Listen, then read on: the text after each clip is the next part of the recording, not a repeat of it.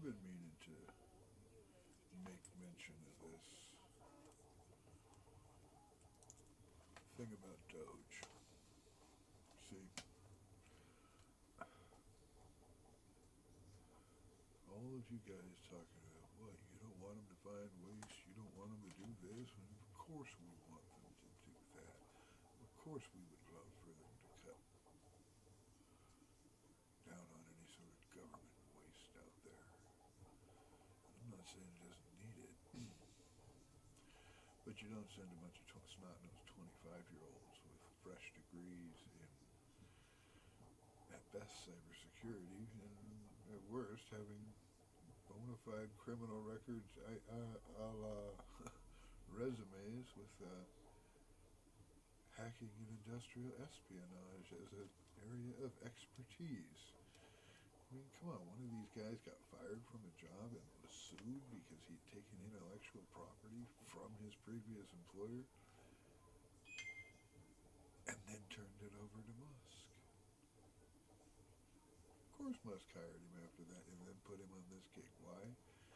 Because he knows he's just craven enough to do exactly what he wants. Well, that's pure speculation, but I think it tracks. The point is, if you were really going in there to find fiscal, or to enact some sort of fiscal responsibility to check the numbers and make sure people weren't skimming or charging excessive amounts or perhaps using just committing fraud in any way, shape, or form, or like I say, expanding the budgets or anything like that, you'd send in a team of forensic accountants. You'd send out private investigators to look into the lives and lifestyles of the people in these agencies to see if perhaps some of them weren't living way beyond their freaking means, okay?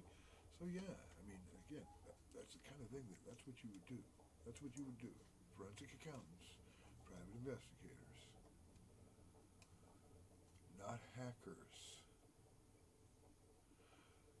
not coders, whose only real specialty is getting in and adding code to existing systems, perhaps ostensibly for monitoring purposes, and that DOGE is really not out there to find any past government waste, but they're going to be notified of anything that is wasteful in the future.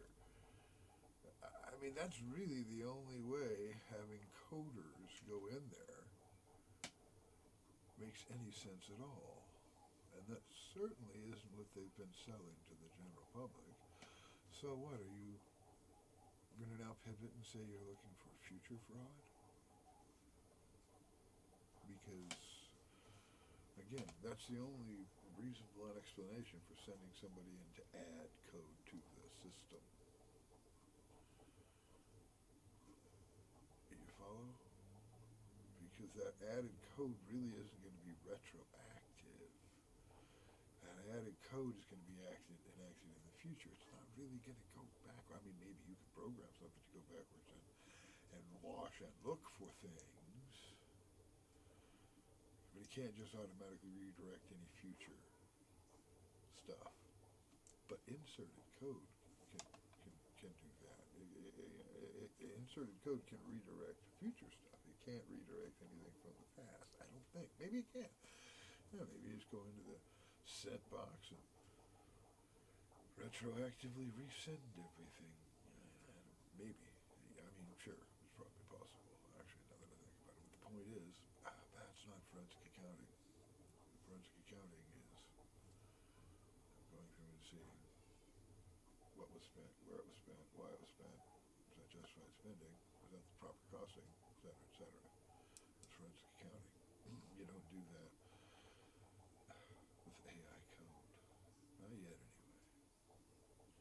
So anyhow, again, my major point here is of those 4 or 5 DOGE homeboys, those doggy stylers, I guess, little frat boy sycophants. They're hackers and coders, not a single forensic accountant. That, to me, was the only real red flag I needed to know the whole thing was bullshit and bogus, and